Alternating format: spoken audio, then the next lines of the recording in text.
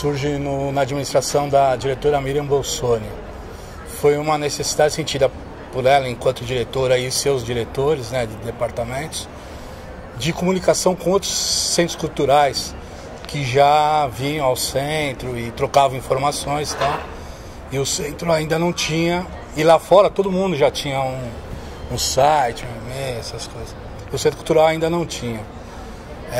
Tanto que o site do Centro Cultural é o primeiro site de uma instituição da Prefeitura do município de São Paulo.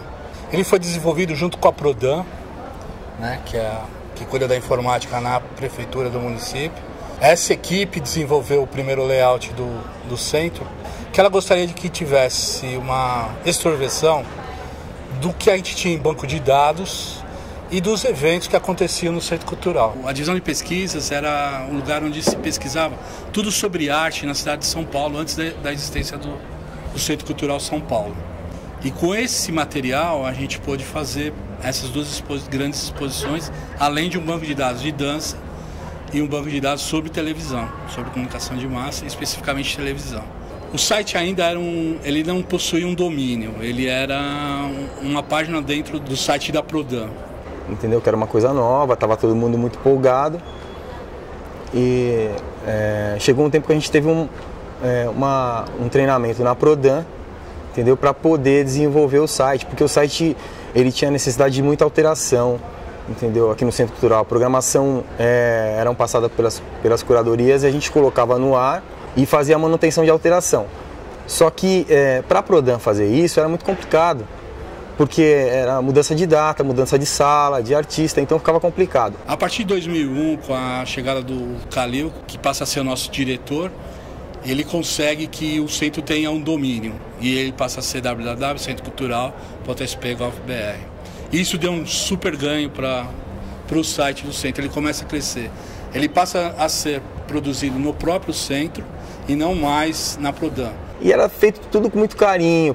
Foi, para mim, eu fiz publicidade, foi uma coisa que eu me identifiquei muito, entendeu? E era tudo muito novo, eu me apaixonei pelo Centro Cultural, as coisas que a gente produzia e colocava no ar era uma satisfação, entendeu? Então saiu tudo com muito carinho. Teve até uma época que o Calil, logo na transição onde a gente recebeu o domínio do Centro Cultural São Paulo, que foi uma coisa inédita assim, na prefeitura, a nossa biblioteca, o nosso Centro Cultural ter um domínio, Centro Cultural São Paulo, SPGOV.br, foi o máximo. Todo mundo ficou na prefeitura, né?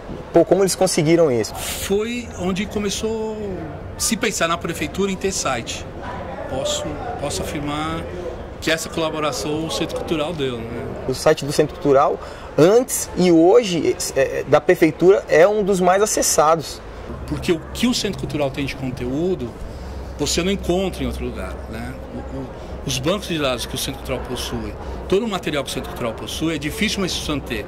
Ela pode até ter, mas ela não tem o material fisicamente, que é o que o Centro Cultural tem. Eu me sinto uma peça dessa história, mas responsável não. Quando eu cheguei aqui, a gente foi montar essa central de informações. E eu sempre cito muito em reuniões que a gente tem, com curadorias, enfim, essa minha experiência, porque eu acho que foi de uma riqueza extrema, porque eu não fiquei só na montagem dessa central. Eu atendi público muito tempo, então eu aprendi a conhecer os diversos tipos de público. E eu percebia que o site tinha toda uma preocupação visual, tinha uma equipe muito preocupada nisso.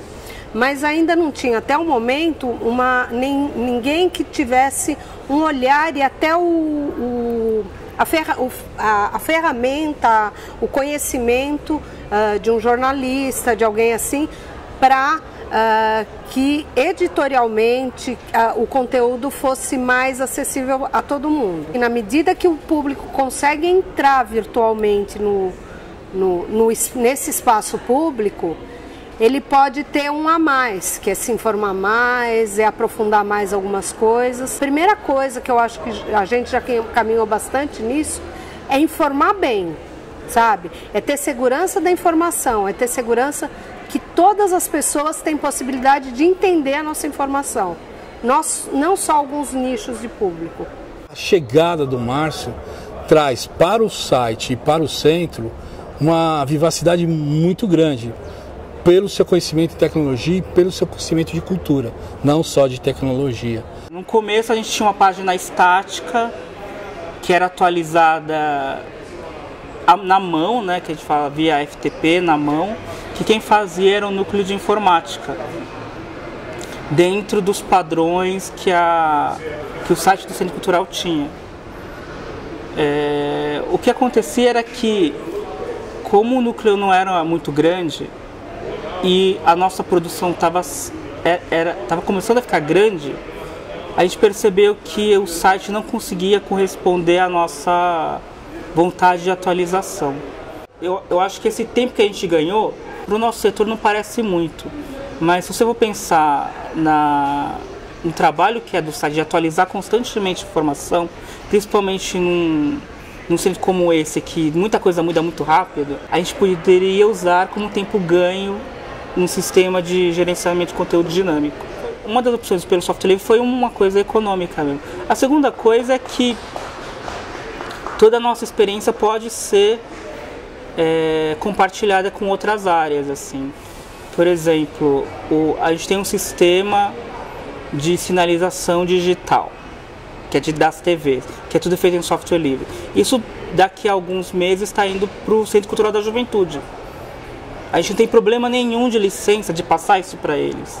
O trabalho do site, o dia a dia, mesmo em cima de correrias, é um trabalho amadurecido, que teve o respaldo de um diretor pelo qual eu tenho profundo respeito, que é o Durval Lara Filho, que eu acho que esses 5 anos que o site se tornou o que ele se tornou, se deve, primeiro, à generosidade profissional dele, que ensinou toda uma equipe. Ele é um cara que é especializado em arquitetura da informação. Se você perguntar para qualquer um da equipe do site, nenhum de nós tem essa formação acadêmica. Então eu acho que ele foi extremamente generoso com a equipe, com o Centro Cultural e com a cidade. Então acho que existe essa vontade de se migrar para isso e de se repensar o site, já que vai sobrar mais tempo, o que mais a gente pode pensar em fazer online. O legal da equipe do site é isso, a gente tem liberdade para criar. E nesse ambiente de liberdade, a gente quase pode funcionar como uma curadoria, entre aspas, porque a gente pode ir à medida que o tempo, ou que a gente cava o tempo, e explorando novas coisas. E nessa leva de software livre, a gente acabou optando pelo Joomla. A gente teria mais 2 opções muito boas para gerenciar o site, que é o WordPress e o Drupal. Mas dentro da nossa estrutura do Centro Cultural, a que era mais amigável e que atendia mais essa ideia de um portal de notícias, dessa organização mais hierárquica, porque o Centro Cultural faz parte da prefeitura e ela é uma instituição hierárquica, então a gente optou pelo Joomla porque ele casa melhor com a estrutura que a gente tem aqui. Eu tenho uma felicidade grande hoje, é que o Centro Cultural entrou numa rede acadêmica. Então, a infraestrutura que a gente tem hoje, principalmente de rede, é uma coisa um pouco absurda, assim, de boa. A gente está, no tempo que sobra, tentando descobrir novas coisas. Por exemplo, só para citar, a gente foi um dos primeiros equipamentos dentro do poder público a usar Twitter, a usar Facebook, a ter esse contato direto. Então, eu acho que por conta disso, a palavra tem que ser assim, continuar caminhando. Aí você pensa, o que você está fazendo de interessante para as pessoas poderem acessar? Eu acho que esse desafio não para, né? Começou pequeno lá, que você achou que a coisa interessante era tecnológica, aí você percebe que não é isso que as pessoas não se enganam só com tecnologia, elas não querem se enganar com tecnologia, elas acham que existe um mundo de significados e tratar com esse mundo que é o bacana, que é o divertido.